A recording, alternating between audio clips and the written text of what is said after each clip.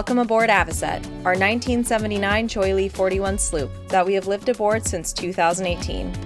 In the 5 years we have owned Avocet, many people have asked us to do a boat tour, so we figured it was finally time to give the people what they asked for, especially since we finished giving her a wash down and deep clean, so she probably won't look this good again for a while. Starting at the bow, we have our Plath electric windlass, which we use to pull up our hook.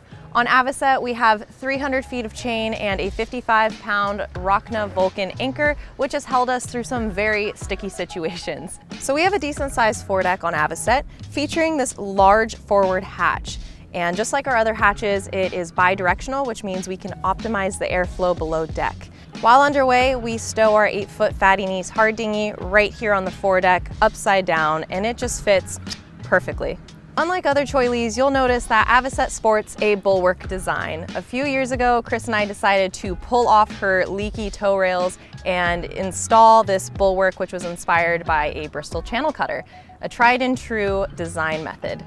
We love this bulwark for a few reasons. Not only is it functional, being able to affix things to it, but it's also aesthetically pleasing. And it also gives us a little more safety when walking around on deck, being a bit higher than our tow rails were. Here at midship, you'll see our mast, and you'll probably notice it's aluminum. Most Cheoys came with wooden spars, but our previous owner replaced the wood spar antique deck back in 2004, and thank goodness he did. This mast is great, it's in good shape. When we pulled it in 2021, we stripped off all of the paint and refinished it with a product called Nylic. It's been 2 years since the application and it's still holding up really well, so we're stoked on that. Here you'll see that we have a pole vertically mounted on a track, which makes it really easy to deploy, especially for one person. So back when we pulled our stick, we also replaced all of our standing rigging ourselves with compression fittings. So no matter where we are in the world, we'll be able to inspect and replace them, which is pretty darn convenient if I do say so myself. When we were visiting Chris's brother in Annapolis, we stumbled upon Bacon Sails, where we picked up these two new to us self-tailing 2-speed winches, which has made life aboard so much better. If you don't have self-tailing winches on your mast already, it is worth the investment, trust me. So right here below the mast on deck, you'll notice we have some door aids, and what's cool about this one in particular is that it funnels air directly into our engine compartment. Something specific to Cheoy is that they have these door aid boxes that serve two functions. One of them works as a door aid, meaning that it obstructs the airflow, keeping water and other debris out, where the other one is just direct airflow into the boat. So one of the details we have received a lot of comments on is this nifty little boom bag that I wish we could take credit for, but it was definitely previous owners doing. Inside this boom bag, you're going to find winch handles, and any line that pertains to the boom and mast is neatly stowed in here. Located north of the boom bag is the stack pack. We decided to sew our own stack pack aboard Avocet to replace the sail cover that she once sported. We decided on a stack pack for a few reasons. Not only does it make it super easy to raise and lower the sail, but it protects the sail as well, because at the end of the day, all we have to do is zip it up and she is covered. So back when we bought Avocet, she sported a rigid boom vang, but after using the boat for a few years, Chris and I realized that we would much prefer this simple, tried and true block and tackle system. Not only is it cheap, it is quick and easy to replace if necessary. This system also allowed us to implement a topping lift, which makes it possible for us to rig our flop stopper roll reducer off the boom instead of our spinnaker pole. So in front of the Dodger and behind the mast is our Traveler. We really like having the Traveler placed here because it frees up the cockpit from the main sheet. Since the main sheet doesn't terminate in the cockpit, it allows us to carry a lot more solar on the boat since it's not obstructed by any of the lines or the boom itself. Our Dodger is the crowning achievement aboard Avocet. Not only was it the last major project we did before we cast off for cruising, but I'm convinced it is definitely the most researched project we have ever done. Taking the advice of notable sailors like John Creshimer and Lynn Party, we decided to go with a hardtop Dodger with soft sides that can be removed for ventilation. The hardtop allows us to have another solid handhold as we walk around deck, and also gave us the opportunity to install more solar for our solar array. Currently we have 300 watts of solar on our Dodger, and over there we have an additional 370. Welcome to the cockpit. Out of all the boats in the Neely family, our cockpit is definitely the biggest at 12 feet long and 6 feet wide, which means we can fit a lot of crew member in here if need be, or we can spread out and be very comfortable while underway. This is the only place outside on the decks you will find what's left of the teak. Even though it is a pain to maintain, we do love it and think that it adds a homey feeling to the boat. You'll notice that we have 4 winches. We have 2 primaries and 2 secondaries, all appropriately sized for what we need them to do. Beneath the winches, we have these 2 cutout cubbies located on both sides of the boat, which pretty much hold everything pertaining to the cockpit. Winch handles, flashlights, binoculars, our VHF repeater, but they also hold a lot of just stuff. They've kind of become catch-alls, but it keeps it nice and tidy, having all the stuff out of the way, so we don't mind it. As you'll soon come to learn, Avocet has a lot of storage space, but amongst the most impressive are our 3 lazarettes, which are 5 feet deep and span the entire length of the cockpit. Here is where we store a lot of our project materials that are neatly kept in organized bins, as well as other items we don't need to get to as often. The aft lazarette is not as deep or wide as the forward 2, but still holds a lot of things, like our hammocks, yoga mats, and 2 full-size blow-up paddle boards. So back here at the stern, you will find this captain seat, which has a lovely curvature so you can really sink into it. This is actually Chris's favorite position to steer the boat. As you can see, you just reach right over to the wheel here and yeah, do what's necessary to keep us on course. To really increase the level of comfort, I like to jam the beanbag chair into this corner and just really nest. I can also steer with my feet, which I find quite nice.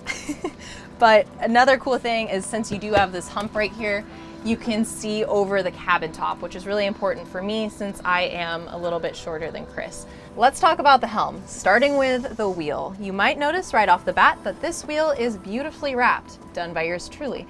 It took the better half of 2 weeks of my life, and I will hopefully not be doing it again. It's really nice because you have a good grip on the wheel, and when you're in colder climates like we were in California, our hands didn't freeze, which was nice. But right below that on the spokes, you'll see that we have this wheel drive. It's our autopilot, a CPT autopilot, which was actually manufactured in my hometown of Aptos in Santa Cruz County, California. So it's kind of cool to be sailing around the world with a piece of my hometown with me.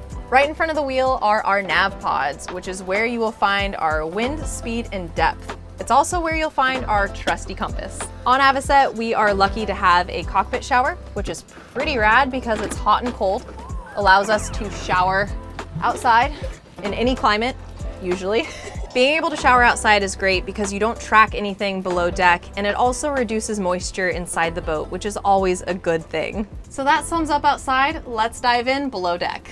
So at the bottom of the companionway, you will find our stateroom to starboard and the quarter berth and nav station to port. In our stateroom, we have a decent sized bed. It's actually comparable to a queen, and Chris and I like to sleep with our feet towards the bow and our heads towards the stern. Under our bed is where we have our diesel tank that feeds our diesel heater. We also have our lithium bank and our water heater, as well as the chargers for our electronics and some storage space as well. At the end of our bed, we have our drawers, and we have another drawer under the bed, which holds our swimsuits and some shoes, and then in front we have my closet, and my closet's pretty big. It spans pretty much from here all the way to the hull. Chris got exiled to the closet outside of our room, and we'll show you that in a minute. On my side of the bed, we have another storage closet that has our pants as well as our dirty laundry basket. Behind our door, you'll find a full-length mirror, and if you look up, you'll see that we have a lot of ventilation. We have a port light, a door aid, as well as a hatch. So there's a lot of airflow in our stateroom, which is wonderful. Right across from our berth is the quarter berth and nav station. The quarter berth is actually one of the very first things we modified on Avocet because it used to be a very awkward double bunk that didn't sleep crew very comfortably. We decided to raise the lower bunk up to the top bunk's level, which created a lot of storage underneath. This seat that I'm sitting on right now also comes up, so it completes the bed and makes it very comfortable for 1 crew member or even 2. Our nav station is a design of our own. All of our switches used to be located at my feet, which was really awkward because when you were sitting here, you would kick them or our cat would brush up against them, which meant you would randomly lose power sometimes. So we decided that it would be in our best interest if we created something to hold them that was more at eye level. Everything that you need to control the boat is located right here. So it's really convenient to have everything in one place. You may notice that our companionway steps are a little bit different than other Choyleys, and that's because they hold a secret. Before we built this extra shelving, it was just a waste of space. Now, underneath the steps, we have enough room to store our tools, gear, and other items, which help prevent the boat from getting cluttered. Avocet used to have teak veneer cabin sides, but they were all rotted out, so we decided to remove all of the wood and replace them with Formica, which is wonderful because now we have a whiteboard all around the boat. So moving forward, we arrive at Chris's closet located on the starboard side, and right above that is the pantry. So everything that's in this pantry is stuff that we use a little bit more frequently, and the rest of the dry goods are located in deeper storage. As we continue forward, we arrive here at our portside galley, and this is really what sold me on Avocet. Avocet has a U-shaped galley, and her fridge is the biggest I have ever seen on a 41-foot boat. It spans from here to here, and then our freezer is here. It is front loading, which a lot of people don't like. However, I love it in contrast to a top loader because with my experience with top loaders, you are digging so hard for the things you want to get that it's letting so much cold air out. Whereas a front loader, you can see what you want, you can grab it, you can shut the fridge, and you're good to go. Our freezer is a top loader though, which is not really that big of a deal because we don't get into the freezer all that often. But it does hold ice cream, which is very important. We actually have had our friends rent space from us to hold their ice cream, so that's pretty cool. As we turn this way, we do have a Force 10 gimbaling stove. It's a newer model. Our original one bit the dust pretty early on, so I'm very happy with this. It has baked many delicious things, and we love it. Right above our stove, Chris installed the stainless plate with inset lighting, which is really, really nice. And it allows us to see a little bit better. And we have our backsplash, which is actually cabinetry. This is where we have all of our glasses, our mugs, our coffee lives over here. And on this side, this is where I keep a lot of my baking ingredients. So the flour that I get too often. On this side, we have my additional spices. I do have a lot of spices on Avocet. I love baking, which is one of the many reasons we decided to go with this quartzite countertop. It's great for baking because it's non-porous, it's stain-proof, and it's scratch-resistant, so we love it. As we continue around the galley this way, we arrive at our sink and what I call the hole. It is a cavernous area that doesn't really serve a purpose. It has this very narrow opening, but inside actually spans from here all the way to here. So it's a really awkward space to fit bigger items in. However, it's where all of my mason jars live, some of our bulk spices, some of my baking supplies, things like that that I don't need to get to as often, but it's an awkward space, very unique to our boat. It's called the hole. Our sink is a noise dampening sink. It is one of the things we installed when we remodeled the galley. We also have a saltwater foot pump, and our water maker test is right here. Originally, this cabinet was just like our other ones. It was front opening door, and we decided to change it because it was really awkward to use, especially since there's usually other things on the counter, and we didn't want to have to keep moving things out of the way to use it. So we actually took this idea from Sailing Uma. It's like a garage door type opening, so it rolls up.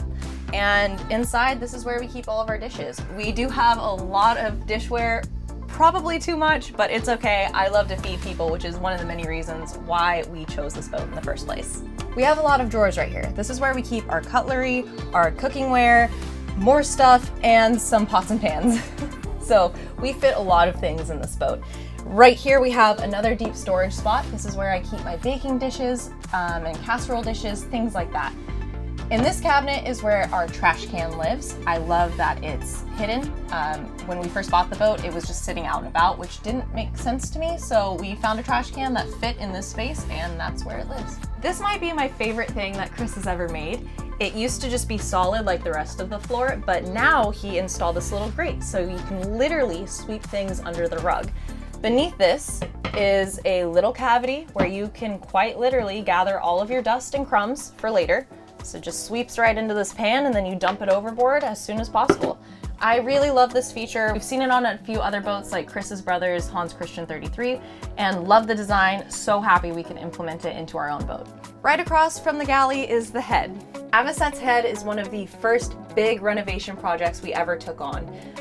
We decided that the original head did not suit our aesthetic or the way we wanted to use the boat. We felt that a 41-foot boat should definitely have a stall shower, and unfortunately she didn't. It was a complete wet head, everything was sterile white, and we just didn't like it. So we decided to rip everything out and start over. We moved the toilet, which was located center, over into this corner, so then when you're underway you can use the toilet on either tack. You just nuzzle in here and you're really secure. We also completely redesigned the sink. We actually salvaged the teak here from our friend's door that they weren't using anymore, and we found this beautiful copper sink. Chris and I are big fans of bronze and copper. You'll see that theme throughout the boat, so we felt that this was a beautiful touch inside a otherwise boring head.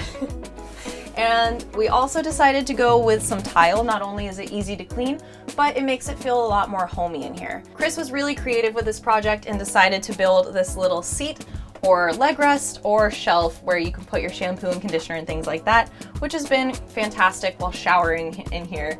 And speaking of the shower, instead of having a true shower stall, which obviously we don't have, it's still a small space, we compromised and we moved everything over to this side so we can have a shower curtain that blocks off the sink and the toilet to keep it from getting wet. So although we still technically have a wet head, we like to consider it a modified wet head because everything where I'm currently sitting stays very dry. This cabinet behind me is where our gravity-fed holding tank is. The holding tank used to be located under our bed, which in our opinion is a terrible place for a holding tank, especially if things go wrong. So being able to move it to the head where all of the head things happen was a much better option. Above deck, I was showing you our door aids, and I pointed out one very important one. That was the one that funneled air directly into our engine compartment. This is where it leads in below deck and continues on down to the engine compartment. Having fresh air flow to an engine, especially one like ours, which is located beneath the floorboards, is very important, and we are so glad that Cheoy Lee came up with this design. Speaking of the engine, it is located here midship beneath our cabin sole. And if you lift up these floorboards, you will reveal our Perkins 4108 diesel engine. In our opinion, it's the best place to have weight like this on a sailboat because it keeps the weight centerline and low. While down here on the cabin sole, I would like to point out that every single piece in here is removable. So when we were refinishing the floors, we were able to take out every piece of cabin sole, put it on the dock, and varnish it elsewhere, which was a game changer when refinishing the floors, especially since they were in pretty beat up shape.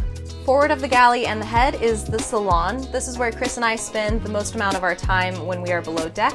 It's where Chris built this beautiful projector box that holds our little projector. We love having a projector because you can stow it when not in use and it's not always in the way. Our salon is very unique for a cruising boat of this size. It is a horseshoe shape and we have comfortably fit up to 10 people around the table for dinner. Not only is this space great for entertaining, but it's also where a lot of our other storage is. So behind the settee, we have more dry storage, and below the seats is where our water tanks are. So each side holds 60 gallons in fiberglass tanks, and beneath the table is where you'll find our diesel tank, which is 60 gallons and another fiberglass tank. There's more storage behind me. Not only do we have food here, but it's also where you can access our chain plates. All of the cabinets are removable, so we can service and inspect the chain plates as needed. But moving forward to the final part of this tour, we arrive here at the V-berth. As you can tell, our V-berth door is quite low. In Hong Kong, I'm guessing the average height was shorter than Chris and I, but if you duck your head, you can back up into this space. And you see that we have another bed here. Right now it's a bed for our full-size mountain bikes, which usually are stored beneath here, but we have been riding our bikes a lot lately, so they're out and about. The original bed platform used to be down here, but Chris and his brother decided to raise it to give us some more storage and make it a more comfortable space for 1 or 2 more people. The walls were rotted out, so the boys lined them with red cedar, which makes it smell like a humidor in here, which is why we often joke that this is the humidor. Although it is a tiny space, we have slept up here before, but since we don't have crew on the boat, this is kind of our garage space, thus the mountain bikes, thus our guitar being up here. Usually our spinnaker lives right here in the sock, and then we have some various other items, but it is a good use of space. We do like this V-berth, and our nephews usually stay up here when they come to visit us. We do have one more hanging locker on Avocet. This is where we keep our fallies, our hats. Right behind Cleo is our chain locker, which is where we store all 300 feet of our chain. So that concludes our tour of Avocet. We love our boat and we hope that you guys do too. If there's anything you want to see more of or you have any questions, be sure to ask in the comments below.